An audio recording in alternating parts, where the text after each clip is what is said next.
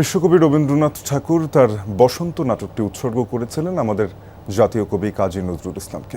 সেই স্মৃতিকে উপজীব্য করেই রবীন্দ্রসঙ্গীত আর নাচের মূর্ছনায় মঞ্চায়িত হয় গীতিনাট্য বসন্ত।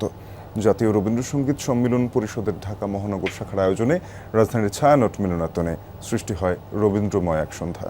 রেইনবো অলরাউন্ডার এক্সটেরিয়র পে বাড়ির বাহিরের দেয়ালের সুরক্ষা নিয়ে থাকুন নিশ্চিন্ত, সাথে পাচ্ছেন 10 বছরের ওয়ারেন্টি। শূন্য প্রায় মন্ত্রণা সভায় বসলেই সচিবরা আসেন তাদের নিজ বিভাগের জন্য টাকা দাবি করতে।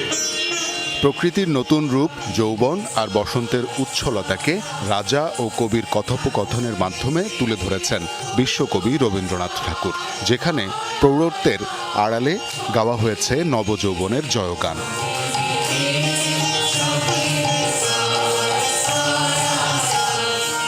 গীতিনাট্যটিতে চরিত্র হিসাবে রাজা ও কবির পাশাপাশি বসন্ত, আম্রকুঞ্জ, বেণুবন, দক্ষিণ হাওয়া, মাধবী, ঝুমকোলতার মতো প্রাকৃতিক বিষয়গুলোকে তুলে ধরেন কবি রবীন্দ্রনাথ।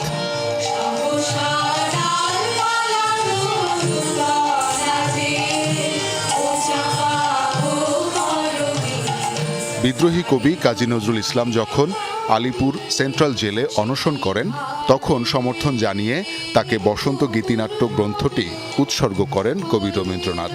প্রশাসক এবং কবির সাথে সত্যিকার অর্থে সম্পর্ক কেমন হওয়া উচিত, সেটাই আমাদের এই বসন্ত নাটকটি আপনাদেরকে দেখাবে। আমাদের এই বসন্তের যাত্রা মহানগর শাখার শুরু হয়েছিল প্রায় 25 বছর আগে, 2002 সালে। এই 25 বছরের যে যাত্রা, এর সঙ্গে আপনারা সঙ্গে যেমন ছিলেন, ভবিষ্যতেও আমাদের সঙ্গে থাকবেন। একক সঙ্গীত, সম্মেলক গান, নৃত্যের পর্ষা সাজিয়ে গীতিনাট্য পরিবেশন করেন জাতীয় রবীন্দ্রসঙ্গীত সম্মিলন পরিষদের শিল্পীরা।